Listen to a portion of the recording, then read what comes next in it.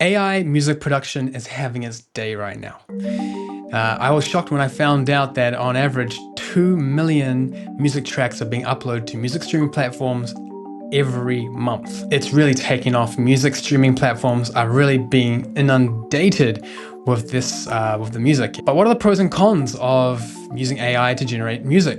Is this something that's good or something that's bad? Well, I got Emmanuel Higgins onto the show to talk about that with me. He developed Advent AI. It's an LM that's trained to give you answers. It uses Ellen White writings and the Pioneers writings as context. So stick around to the end of this episode because we talk about using AI in music production, as well as you will be able to find out how you can get a free subscription to Advent AI. So check that out at the end of this episode. Enjoy this episode of The Adventist Music.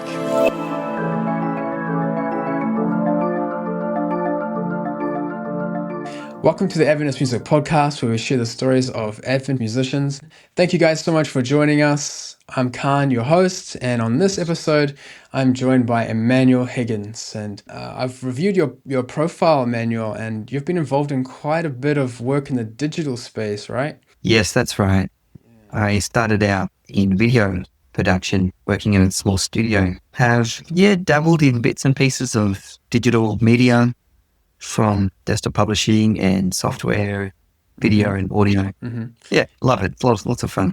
Yeah, really excited to have you on the podcast so you can share more of your stories and your experience as it relates to music and stuff as well. So I want to find out more about how you have been using AI to make music. But before we go there, let's talk a bit about your experience in this space. So can you take us back to a moment where you first got involved in music? Yeah, great question. Well, as kids, I'm the youngest of five. So I've got two older brothers, two older sisters. And our parents really wanted us to be involved in music and to learn music. So we all had lessons. We all learned piano. I think I started when I was 8 years old. And we all learned piano and we all learned a stringed instrument. So either violin or viola or cello. So I picked up the violin to start with and did that for a couple of years and then switched to cello. And so I can play a little bit of both, but I'm not virtuosic at either. Piano is a bit more my thing, but I love music. I love making music. My wife's a very accomplished musician. She's a lot better musician than me. But we love making music together. That's really not awesome. That we get a lot of time now, but yeah. So little 8-year-old Emmanuel there with his piano and his violin. Did you like that? I loved it. And one other interesting instrument that I picked up was a piano accordion. Oh, okay. We call them squeeze boxes here. But, so you got the little piano keyboard on one side and your buttons on the other side. And when I was about 10 years old, I used to busk with a piano accordion on the streets of our little country town. That sounds fun. The piano accordion was like half as big as me. Yeah. people would give you money just because you're small and cute. Yeah, right. But no, that was lots of fun. My brothers picked it up as well. We used to play together. It sounds like you have a few other people in your family then. Your brothers. How many people were actually in your family? Yeah, so 5 children. Mum and dad, 5 children. I'm the youngest. Okay, 5 children. Wow. And we all learn music. Some of us found it easier than others. I think there's just sometimes people have a more natural aptitude for music. My older brother, Henry, is brilliant. He is very good composer and musician. He can play basically every instrument that he can put his hands on. Yeah. We used to play all together growing up in church and concerts.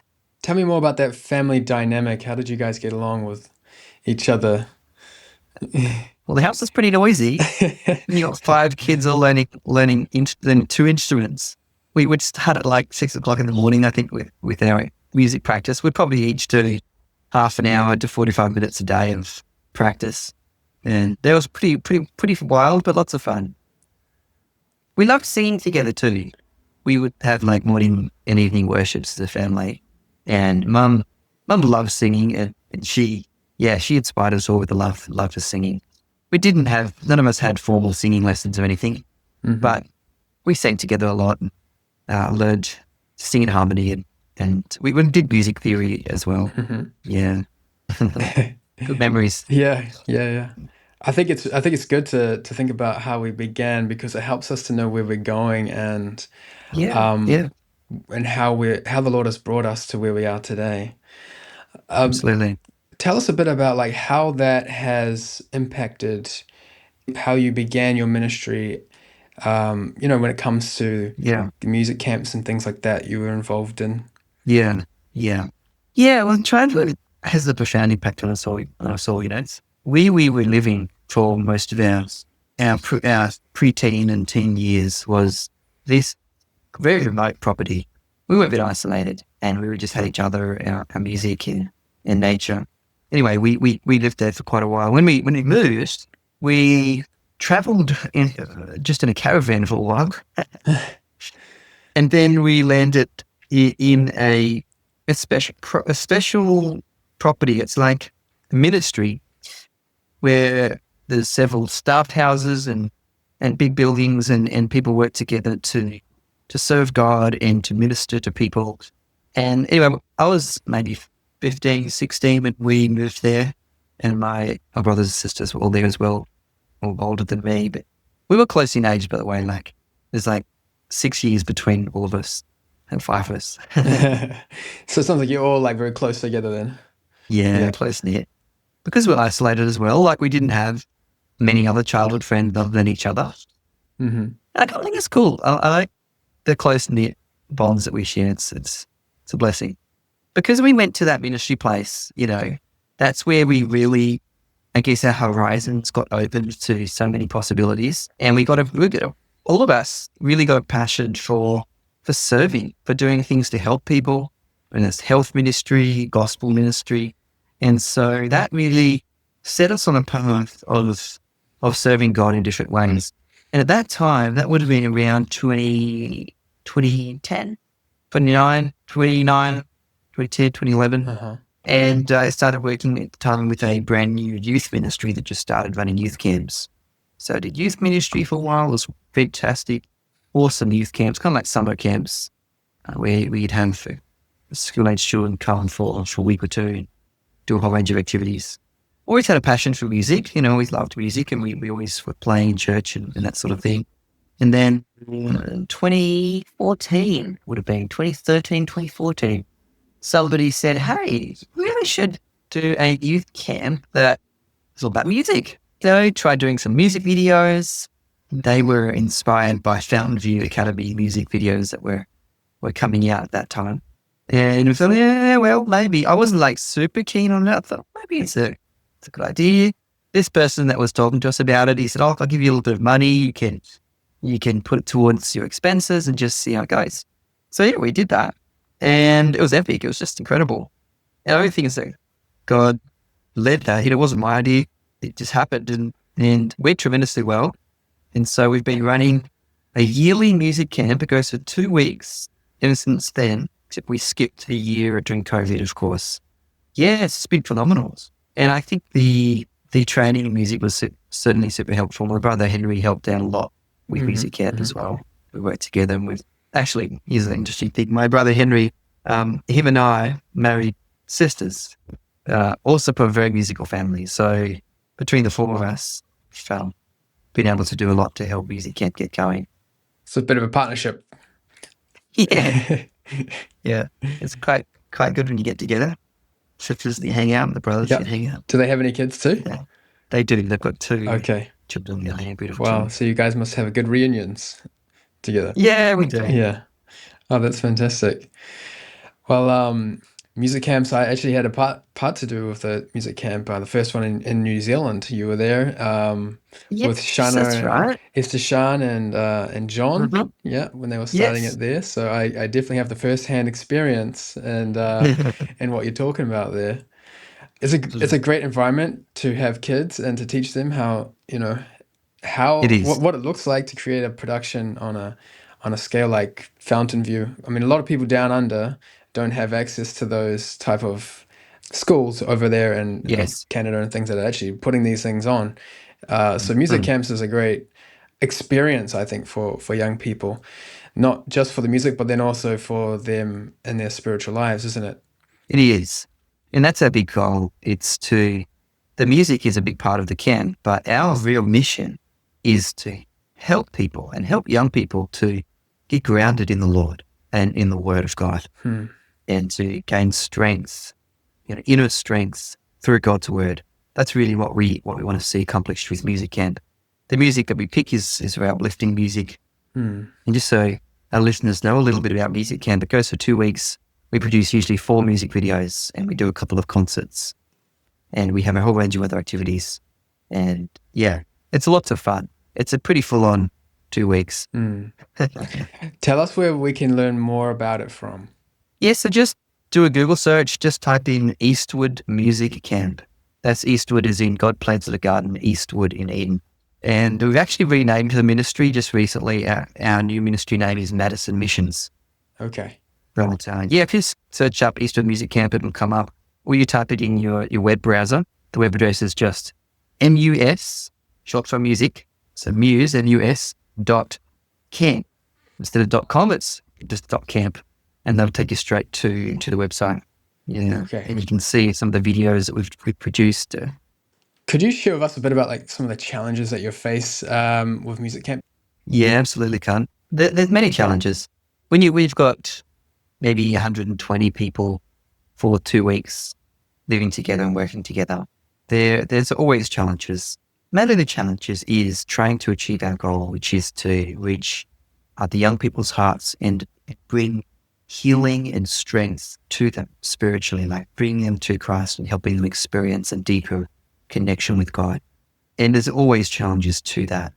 We've had all kinds of interesting experiences and challenging individuals that we've worked with, but it's always super rewarding. And there's been many incredible testimonies and lives that have been changed through music camp.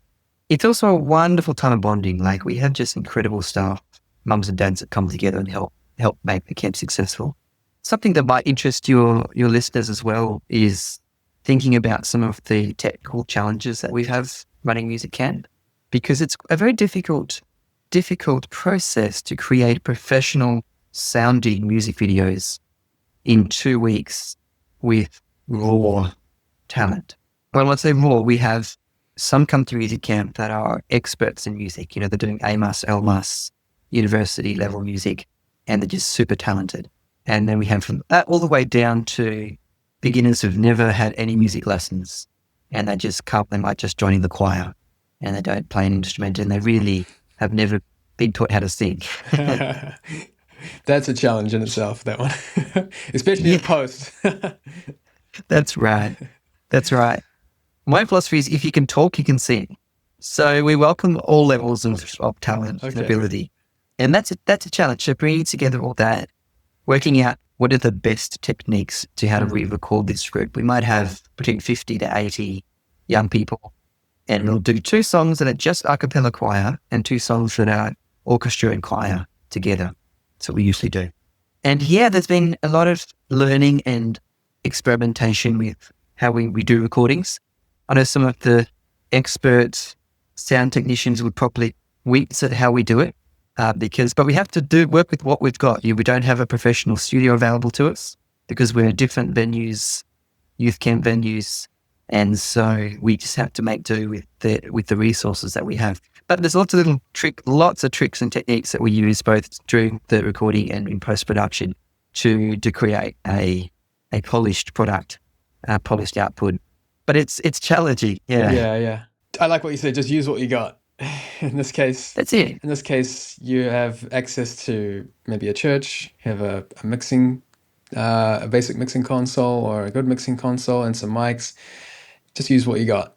At the end of the day, you just have to do your best with what you have. And a lot of it does come down to the skills that you have in doing that, and placement and things like that of the microphones. And it's good to have people who have that knowledge around. I'm sure you have benefited from people who are in the community at the same time you're doing your camps, who have come on board and joined your team and haven't make it possible. Absolutely, yeah. You couldn't have done it by yourself. Yeah, absolutely.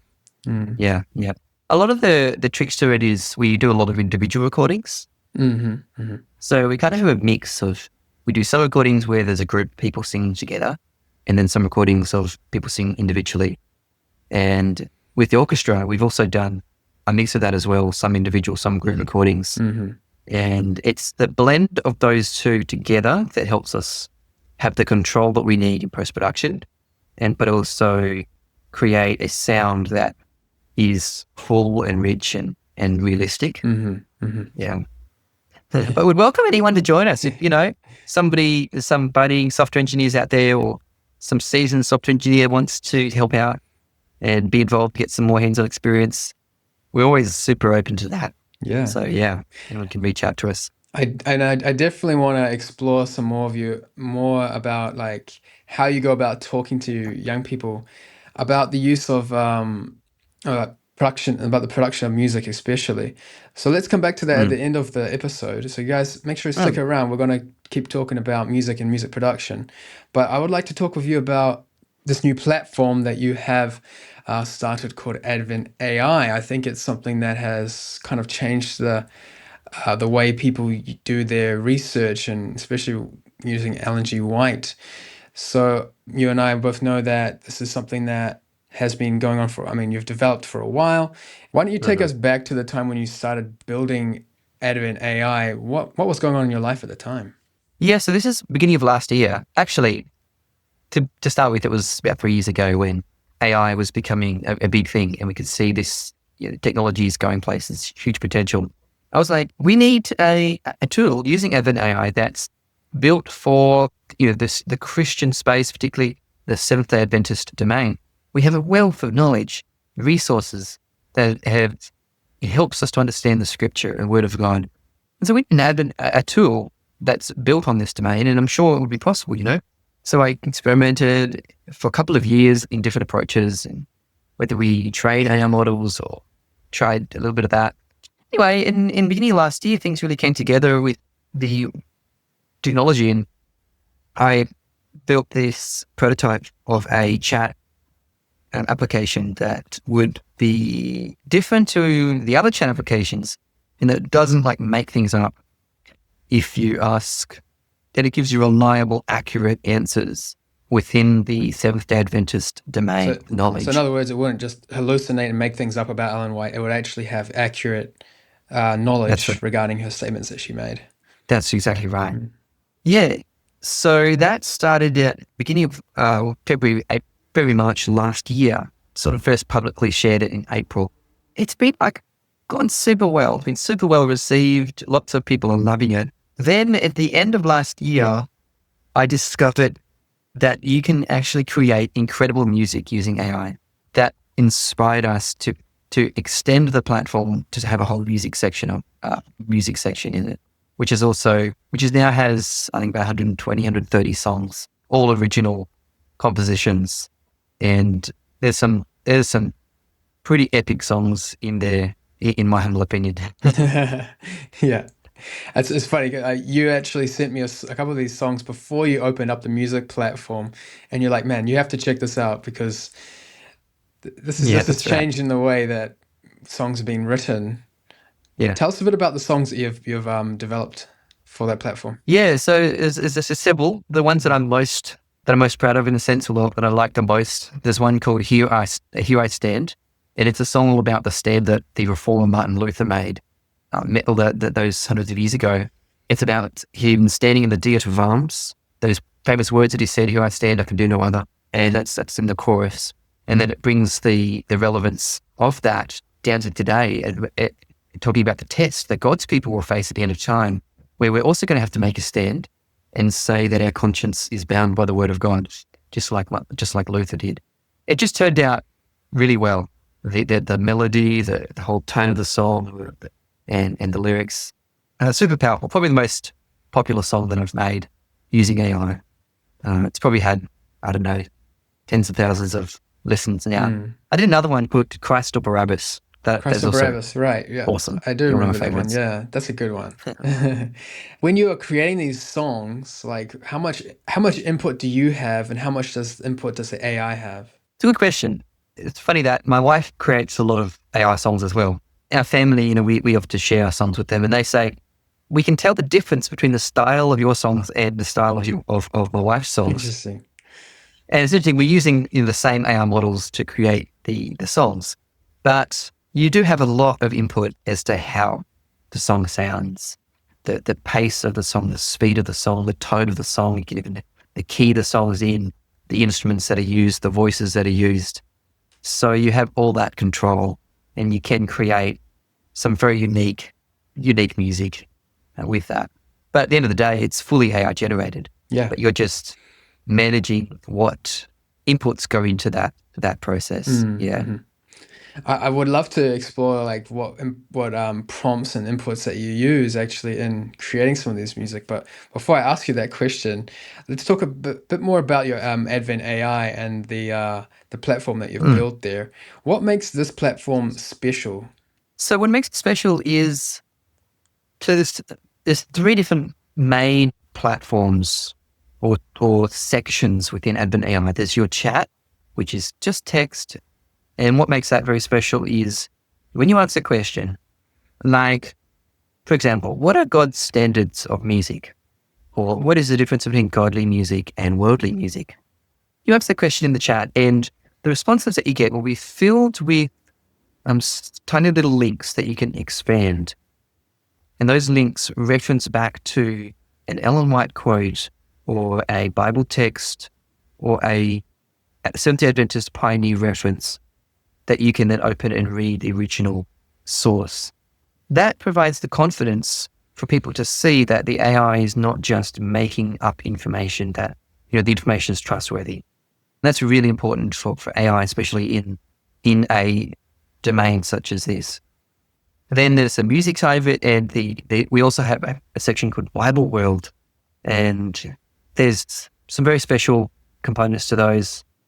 The music is like all original, and we have generated pictures to go along with the music. And as you're playing the music, the lyrics, it's a bit like a videoke type of experience where the lyrics will show up on while you're playing it through, and it'll animate to show where the singers are up to in the lyrics.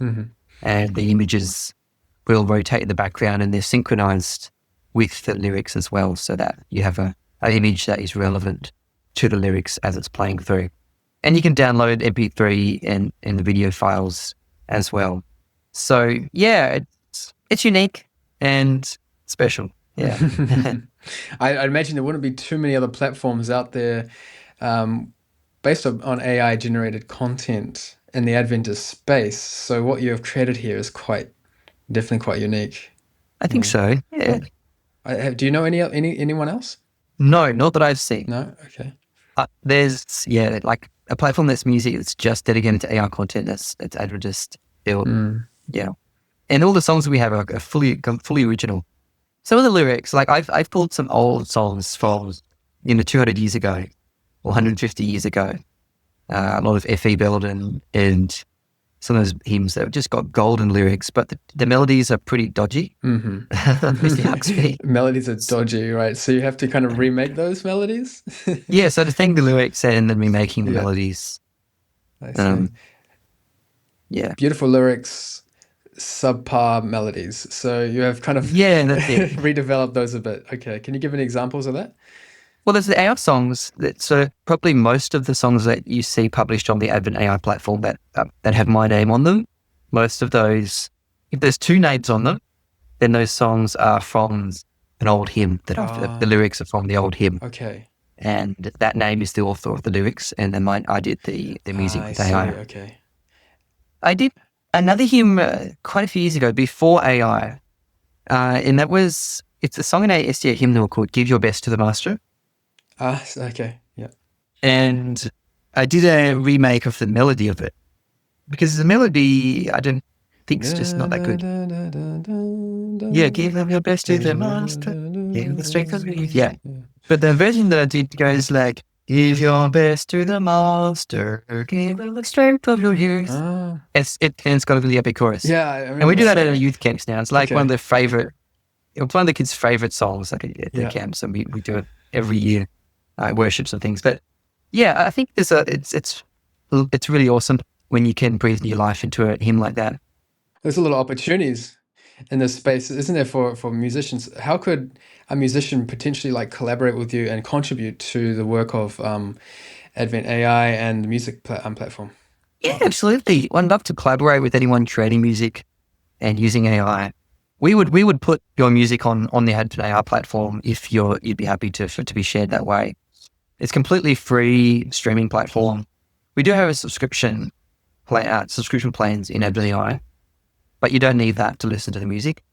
We do, if you want to download the music, like the MP3 files to listen offline and that sort of thing, you need a subscription to do that, but just listen to music free. Two ways you can collaborate. Like, I've had some people reaching out to me just asking for advice and feedback on music that they've created. So I'm more than happy to do that, give you my opinion on songs. I'm very picky. Like the songs that we make, like just to let you know, we've probably created about 14,000 songs, AI songs. Okay, that's a lot. Yeah, it's a lot. And we published about 125 of them. 14,000 songs. That sounds not just like songs, but then also time creating songs. Oh, hundreds of hours. My wife's put hundreds of hours into it. Oh, man. And most of those songs are variations of the same song. So we might make 200 or 300 variations of one song. Oh, I see. Before we find a version that we're happy with. Nice, okay. So we've got a very high quality standard that we're aiming for. I would like to talk with you a bit about like how you go about the way you go about communicating about music and AI, especially in music production, because now it's ever evolving, and I'm sure, we just discussed about how people can get involved. Let's take it one step a bit further and actually help people understand how they can go about using AI to produce music. How do you talk about AI music production when you're like chatting with young people? How do you go about that conversation? Yeah, it's a good question, Khan. It's a good question. I'm very optimistic about AI use generally. And so I will encourage people to use it because it opens up possibilities to people that would just be impossible otherwise. Like, I composed a lot of songs before AI, my wife did as well. But now I won't compose any more songs myself because the AI algorithm can compose better songs than I can. So I'll work with it, obviously, and shape it. But so I'm very much encouraging people to try these tools. They can be super powerful. I'll also give people, a bit of a warning about that. These tools can be used for good and bad. And in fact, one of the challenges in creating music with AI is it's been trained on much more worldly styled music than it has been on godly styled music. And obviously the topic of music itself can be sensitive to some people, and it can be also subjective, and there's a level of subjectivity that's completely fine. But I also believe there's a level of objectivity where there is a line you can draw between what music is uplifting and godly and music that is more sensual and has a tendency to lead away from God. So yeah, it is sometimes challenging with the music creation with AI to direct it to create music that is of a standard that I would think is godly and encouraging, uplifting. And so yeah, sort of I think that conversation needs to be had with young people as well to understand, well, first of all, understand what is godly music and then how to use these tools in a godly way. Okay, so it sounds like there has to be a bit of a foundation set before you go about producing this music. There has to be a kind of a conversation that has gone on before, so then they know exactly what they're looking for. Yeah, I think so. Education's always important. And the more of a musician you are, the more you understand music, the better you'll be able to use these tools as well. Yeah, that makes sense. I mean, if you give an AI tool to somebody who has no training in music whatsoever, they're not going to be able to produce something as far higher quality. I mean, to the quality that somebody who's had like, a Berkeley's music degree or something like that, Yeah, probably. That's right. But having said that, people without any of that training, you can upskill yourself now. You just need to understand, basics of music theory, music expression, really to understand music expression. Expression, okay. Because you want to be able to, you don't have to know the nitty gritty of music theory, but you need to understand music expression. And ideally, you need to be able to feel the music. See, I always say that music is emotion. If you could take emotion and give it a sound, it would be music. I like that. It's like audible emotion. Right.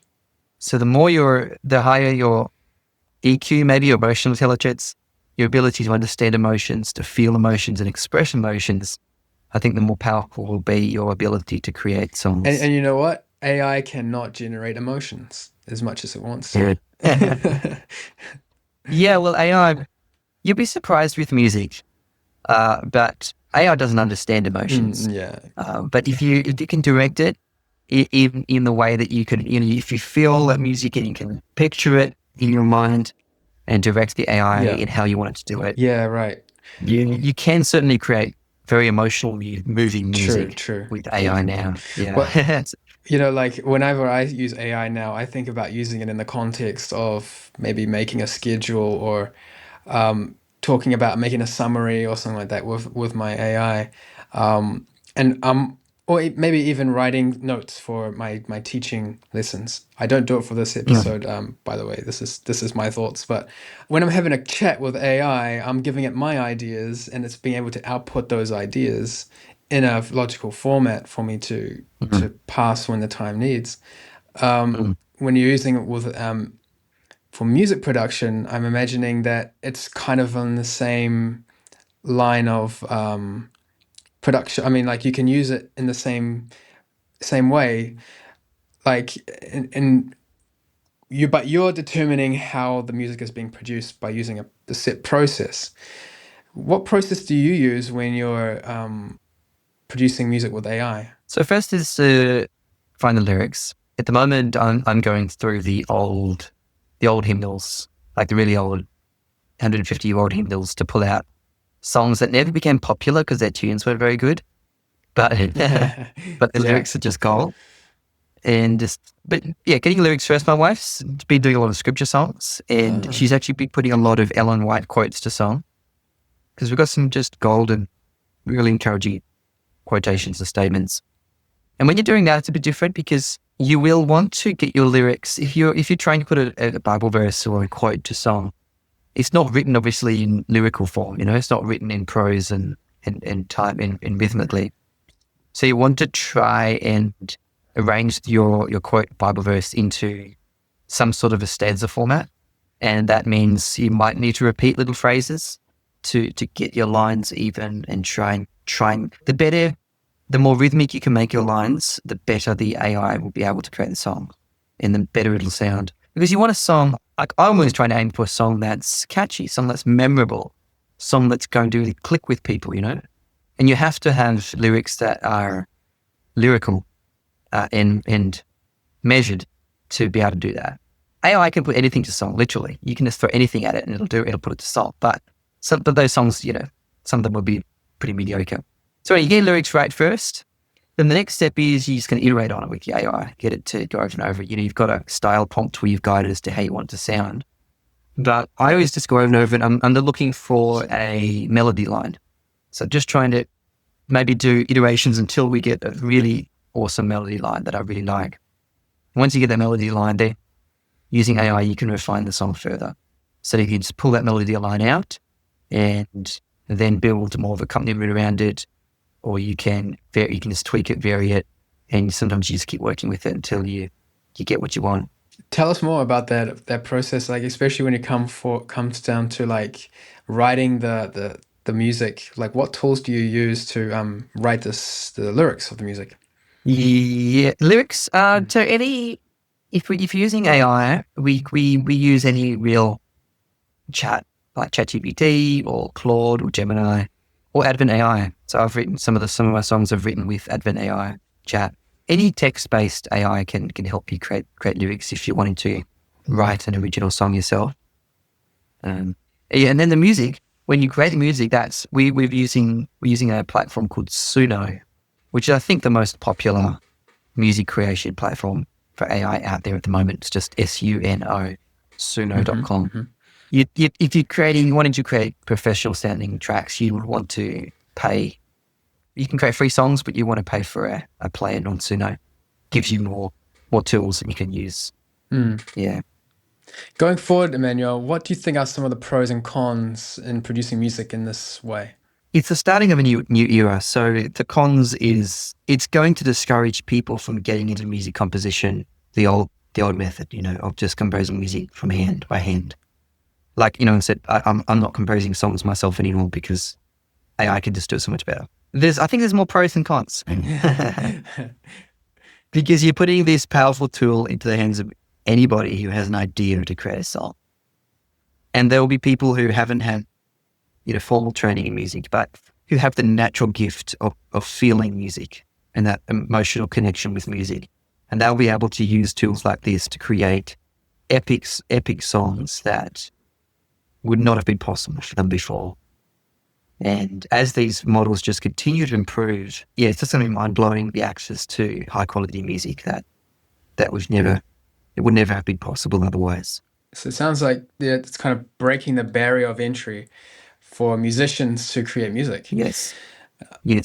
Another downside, I got contacted by several musicians who have put out CDs of their own of singing and instruments, and they're not very happy. And I could totally understand that, because if you've dedicated much of your time and expense in like hiring studio and other musicians and putting songs and CDs together, and then, in the matter of a few months, people are now putting out AI songs that are better sounding, that's a big disappointment for those artists. So that's one of the pros. The cons in this as well is that real artists who've put in a lot of sweat to create music are now getting put on the back shelf in some cases. In the back shelf, yeah. Because does that just mean that AI is being listened to more than artists who have It will be created? Yeah. Okay. It will be more and more. It'll be harder for real artists to get attention and space for music. Like, why would you eventually get to the point where instead of paying for a Spotify subscription, you just pay for a pseudo subscription and you just create what music you want to listen to. And that's like better than anything you could get. Like, you create music exactly how you want it. Some people even are doing that already, and they just, I want to listen to a classical concerto in D minor with these instruments, and you just made it. Yeah.